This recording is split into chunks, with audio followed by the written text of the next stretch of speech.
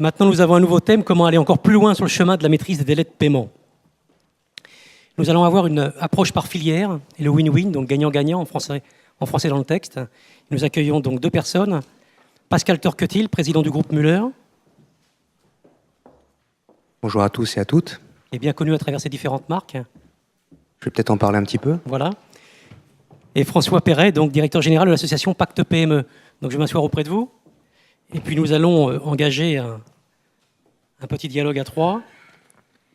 Donc ce que je vous propose dans un premier temps, peut-être, c'est de vous présenter, déjà le groupe Muller, si vous le voulez bien. Merci.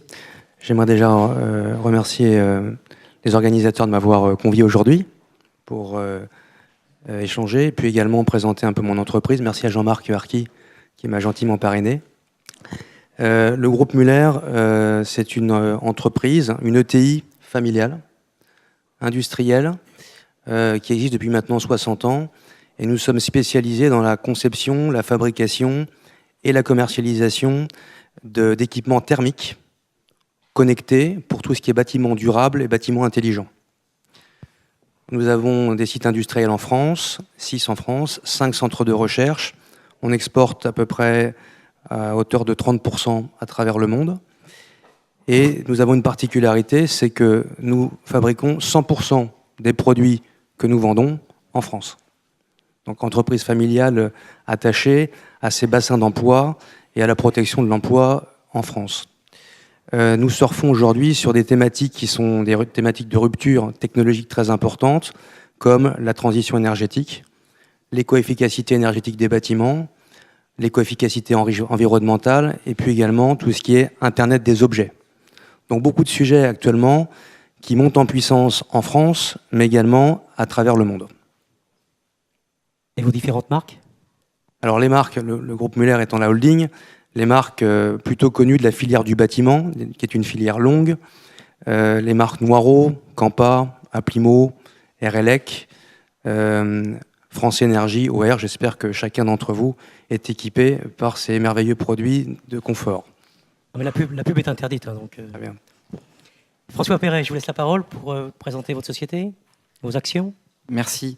Alors, je suis directeur général de l'association Pacte PME, qui a pour ambition, une ambition forte, on le voit au vu des enjeux qui sont présentés cet après-midi au travers de la thématique des délais de paiement, de rassembler finalement les grandes entreprises et les PME autour d'actions de coopération plus fortes entre les unes et les autres. Donc je suis particulièrement heureux d'être avec vous cet après-midi en prenant effectivement cet angle collaboratif sous un aspect précis, un aspect délicat, un aspect particulièrement sensible, parce que en définitive, traiter des délais de paiement, c'est bien sûr, comme ça a été abondamment rappelé tout à l'heure, un enjeu qui touche à la trésorerie des entreprises, qui touche au risque de défaillance des entreprises, mais à chaque fois qu'on fait bouger le curseur des délais de paiement dans un sens ou dans un autre, il faut bien avoir conscience qu'on fait également bouger le curseur de la confiance entre les grandes entreprises et les PME.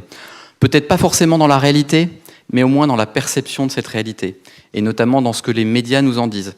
Quand vous regardez la presse aujourd'hui, et quand celle-ci s'intéresse aux relations entre les grands et les petits, bien vous vous rendez compte que le sujet des délais de paiement occupe 80% de l'espace. Donc nous, ce qu'on essaye de faire à Pacte PME, avec la médiation des entreprises, avec les grandes organisations patronales, dont il a été peut-être un peu trop vite rappelé que elle se préoccupait aussi de ce sujet des délais de paiement, mais effectivement on est là pour témoigner parce que Pacte PME, c'est aussi un peu le rassemblement aussi de ces organisations-là. Je vois Frédéric Griveaux, je vois les représentants du MEDEF, avec effectivement une ambition très très forte de mesurer d'abord les choses. Mesurer les choses, parce que si on veut les améliorer, il faut effectivement être capable de les mesurer. Et très vite, on a compris cet aspect-là à Pacte PME en créant un observatoire. Un observatoire, mais qui est un observatoire beaucoup plus global de la relation entre les grands donneurs d'ordre et les fournisseurs. Et donc, on n'a pas la prétention, parce qu'on n'en a pas les moyens, puisque je crois que ce ne serait pas l'objectif, de mesurer à la place de ceux qui peuvent le faire l'évolution des délais de paiement. En revanche, on interroge chaque année les fournisseurs clés des grands donneurs d'ordre adhérents à Pacte PME sur comment est-ce que vous voyez l'évolution de la relation avec votre grand client en matière de délai de paiement. Et là, la surprise quand même, par rapport à tout ce qui a été dit, c'est que la tendance, elle n'est pas si mauvaise que ça, de notre point de vue. C'est-à-dire que quand on interroge 20 000 fournisseurs, comme on l'a fait l'année dernière, et qu'on les interroge sur l'indicateur des délais de paiement, 73% d'entre eux nous disent, finalement, ça va plutôt dans le bon sens. Alors que une année avant, en 2014, on était seulement à 65%. Voilà, ça n'est qu'un indicateur de perception. Et on a vu cet après-midi que la perception n'était pas toujours raison et n'était pas toujours l'objectivité. Mais en tout cas, pour ceux qui sont engagés dans la dynamique de Pacte PME, il y a bien cette volonté de réduire les délais de paiement. Bien compris. Le groupe Muller, particularité, le gagnant-gagnant, c'est quoi pour vous? Tout à l'heure, Monsieur le ministre Emmanuel Macron a parlé de partenariat, de coopération dans son discours. Je crois que c'est peut-être pour cela que j'interviens aujourd'hui, c'est-à-dire parler du cercle vertueux. Un cercle vertueux qui est lié pour nous à une relation tout à fait particulière avec nos fournisseurs. Je l'ai dit tout à l'heure, aujourd'hui, il y a une course à l'innovation, une course à pouvoir créer des technologies nouvelles, aussi bien pour la France que pour l'international. Pour rester en France, pour continuer à fabriquer en France, on se doit de renforcer nos liens très forts avec des fournisseurs de qualité. Donc le délai de paiement, bien évidemment, est un critère, mais ça va beaucoup plus loin dans nos relations avec eux. C'est-à-dire que on se doit de travailler avec eux sur la politique d'innovation que eux-mêmes peuvent avoir pour nous apporter de nouvelles technologies et aller plus vite dans le développement de nos propres équipements. Cet avantage nous permet de rester en France et d'essayer de poursuivre nos développements à l'international. Donc je parle de cercle vertueux parce que, je prends un exemple concret, certains de nos fournisseurs, nous les emmenons avec nous à l'international pour leur expliquer ce que sont les marchés internationaux, pour leur expliquer quelle différence il y a entre nos équipements et ceux de la concurrence, pour aller beaucoup plus vite dans leur propre stratégie d'élaboration d'équipements nouveaux. Ce qui nous permet de développer nous-mêmes des équipements de plus en plus vertueux, de plus en plus efficaces. Je vais aller plus loin. Le développement aujourd'hui de l'Internet des objets, avec des technologies de plus en plus de pointe, on voit qu'il y a une concurrence internationale qui s'exacerbe d'une façon très importante. En France, on peut être très fier de ce qui se passe. Il y a beaucoup de start-up. Et ces start-up n'ont pas forcément des fonds de roulement suffisamment importants pour assurer leur propre développement. À ce moment-là, des ETI comme nous, au-delà du délai de paiement, on va beaucoup plus loin. On les accompagne financièrement pour les aider elles-mêmes à aller plus vite dans leur développement de composants ou de solutions pour nos propres équipements. La solution également de brevetabilité, c'est-à-dire qu'on accompagne nos propres partenaires fournisseurs dans leur politique de brevet. Donc on a des systèmes de co-brevets. Tout ça se finance. Donc bien au-delà du délai de paiement, on accompagne d'une façon très forte la relation avec nos fournisseurs à 98% français. Bien. Vous parliez bien évidemment Internet des objets. Je ne ferai pas la dérive vers la blockchain, mais bon, je serais un peu tenté de le faire quand même. Mais là, je ferme tout de suite la parenthèse. Mais effectivement, aujourd'hui, les nouvelles technos, les accompagnements tels que vous les décrivez. Mais j'aimerais qu'on aille un petit peu au-delà. On a parlé ensemble de délai de paiement dans un entretien avant ce débat. Et je voudrais savoir ce que vous avez mis en place au niveau des délais de paiement chez vous, concrètement, dans le groupe Muller, avec vos différents donneurs d'ordre, donc qui sont des grossistes, des distributeurs, avec toute cette chaîne que vous avez, toute cette filière, qui est une filière longue. Qu'est-ce que vous avez mis en place pour rendre tout ça le plus optimum possible par rapport à la LME? Bon, l'application de la LME, je la rappelle, date de 1998, 2008. 2008. Dans notre domaine d'activité, elle a été très efficace. Au niveau de, si on compare les délais de paiement avant et après, aussi bien nous par rapport à nos fournisseurs que nous par rapport à nos distributeurs, puisque c'est une filière longue, les délais de paiement se sont largement améliorés.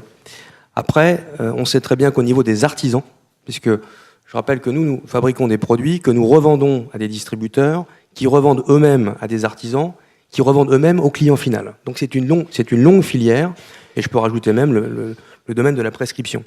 Donc tout le monde a intérêt à ce que la diffusion des nouvelles technologies se fasse au mieux.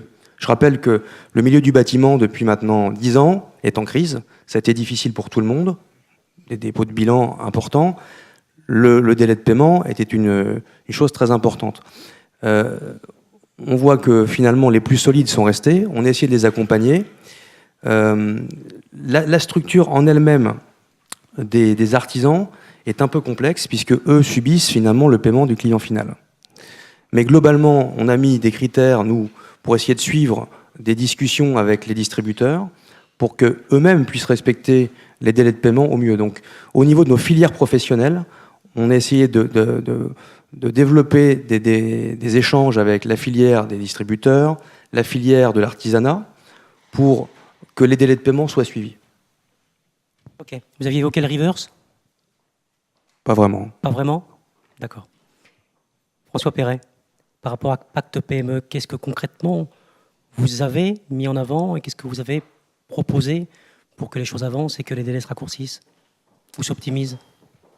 Bon, on voit bien à travers le débat de cet après-midi qu'on est au milieu du gué sur ce chemin-là, de la trajectoire de la réduction des délais de paiement. On voit bien que plusieurs voies ont déjà été explorées. La question donc, n'est sans doute pas de savoir s'il y a une voie magique, mais d'essayer de voir comment est-ce que culturellement on peut effectivement amener les uns et les autres à changer de réflexe et à modifier leurs pratiques. Alors, je ne reviens même pas sur la voie légale, parce qu'au fond, évidemment qu'on s'inscrit tous dans le cadre législatif de la LME et effectivement des ajouts complémentaires qui ont été apportés par la loi Hamon. Je pense que c'était important de continuer à faire la démonstration que les pouvoirs publics sanctionnaient et contrôlaient ceux qui effectivement s'inscrivent en faux par rapport à la loi. Et ça, c'est très important. Je vous avoue que sur la partie purement légale, je m'interroge sur l'efficacité, moi aussi, que pourrait avoir et qu'aura à moyen terme le name and shame. Ça fait partie des débats qu'on a depuis plusieurs mois avec nos adhérents. Je pense que chacun, là-dessus, a droit de se faire sa propre opinion. Nous, c'est vrai qu'on est plutôt favorable, en tout cas, par intuition, par conviction et par nature de ce qu'est Pacte PME, on est plutôt favorable au name and fame, c'est-à-dire à mettre en avant effectivement les bonnes pratiques. Et on essaye justement de se repérer dans cette jungle de pratiques pour essayer de voir celles qui présentent peut-être le plus de potentiel pour l'avenir. Alors, je pense en particulier au reverse factoring, justement. Avant ça, je veux dire que toute notre confiance va aussi au processus de dématérialisation. Et on voit bien, je crois qu'un intervenant l'a dit tout à l'heure, on sent bien que c'est un facteur discriminant dans les écarts de réduction de délai de paiement entre les différents pays. Donc il faut évidemment poursuivre aussi dans cette voie-là. Il faut sans doute peut-être aller un petit peu plus vite, parce que la dématérialisation en France est quand même très progressive. On y va en fonction de la taille des entreprises. Et pour le moment, à ma connaissance, cette dématérialisation, elle concerne la réception des factures, mais elle ne concerne pas encore l'émission. D'accord ? Donc ça, c'est aussi une voie de progrès. J'en viens au reverse factoring parce qu'au fond, la remise du prix que vous avez attribué tout à l'heure à l'UGAP m'a fait particulièrement plaisir parce que j'ai eu le sentiment, effectivement, à travers les propos et les actes de l'UGAP, que là, on explorait quand même une voie. Alors, on pourrait très bien... il y a des experts peut-être du factoring dans cette salle qui nous montreront qu'au fond, il était peut-être déjà dans ses traces, déjà dans l'Antiquité. Mais disons que sans revenir jusque-là, on voit bien que sur le sujet de la facturage et de la facturage inversé, on est encore plus, je dirais, dans le règne des présupposés et des préjugés que dans celui de la documentation réelle des avantages et des inconvénients de ces différentes techniques de financement. Alors moi, le reverse factoring, jusqu'à preuve du contraire, à ce stade, j'aurais tendance à dire que j'y crois. J'y crois parce que d'abord, on commence dans notre pays à développer une culture du reverse factoring et que cette fois-ci, on peut commencer à s'appuyer sur des retours d'expérience tangibles qui ont, je crois, commencé à être recensés par Pierre dans son rapport, dans le cadre de la médiation des entreprises. Donc, on voit à la fois des groupes publics, l'UGAP, mais ça peut peut-être ouvrir la voie à d'autres organismes publics. On voit aussi des expériences privées. On voit que des groupes comme EDF, on voit que des groupes comme Siemens France, comme Engie commencent à se lancer dans cette affaire-là. Et ce qui est intéressant, c'est quand on interroge des dirigeants de PME et qu'on leur demande ce qu'ils en pensent. Nous, on a fait cette expérience-là le 5 avril dernier, où on a fait une conférence avec BNP Paribas, où on a fait venir à la fois Marc Tiercelin de l'UGAP, et on a entendu aussi un dirigeant de PME qui a été l'un des bénéficiaires du reverse factoring, qui est la société VXL, et qui nous a quand même rappelé, il y avait 200 personnes pour en témoigner, dire que s'il n'avait pas bénéficié du reverse factoring, il aurait mis la clé sous la porte. Voilà. Je crois que c'est aussi quand même un argument qu'il faut entendre. Après ça, c'est vrai qu'on est encore dans un marché du factoring inversé qui est encore assez peu mature, comme le disent les spécialistes bancaires. C'est-à-dire qu'on est encore très loin de ce que font évidemment les États-Unis, mais même ne serait-ce que sur le continent européen, les Portugais, les Espagnols ou les Italiens. Concrètement, la facturage inversé, c'est à peu près 4,6% du marché de la facturage. Donc je pense qu'il faut, si j'ose dire, laisser sa chance au produit, qu'il faut le tester, qu'il faut interroger les uns et les autres, et peut-être, pour être sûr que cette pratique s'effectue de manière suffisamment vertueuse, qu'on prenne le temps peut-être d'élaborer, ça pourrait être le travail de Pacte PME, ça peut être le travail d'un organisme comme DFCG, d'élaborer peut-être un guide de bonnes pratiques de la facturage inversé collaboratif. En tout cas, moi, c'est dans cette direction que je plaiderai. En tant que média, je ne pourrais pas vous dire le contraire, c'est une excellente idée. Je pense que Reverse, on en parle beaucoup depuis de nombreuses années, mais que dans les faits, il est encore trop, à mon humble avis, trop peu développé. Et ce serait vraiment peut-être une des solutions multiples pour améliorer les délais de paiement. Messieurs, je vous remercie, mais on ne va pas s'arrêter là, même si le timer nous a mis dans le rouge. Si nous avons des questions, nous sommes preneurs. Enfin, ces messieurs sont preneurs. On vous écoute ? Monsieur ? Oui, est-ce que parallèlement aux mesures de reverse factoring, on observe un développement, on pourrait appeler l'escompte inversé, c'est-à-dire le paiement cash avec escompte, quoi, en fait.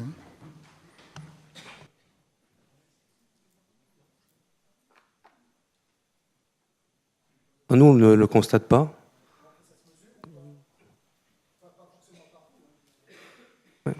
Est-ce que ça se mesure au niveau d'autres structures d'observatoires ou autres, en pourcentage de règlement? Parce que je sais que dans certains cas, effectivement, on propose ce type de un règlement comptant moyennant un escompte que subit donc le client.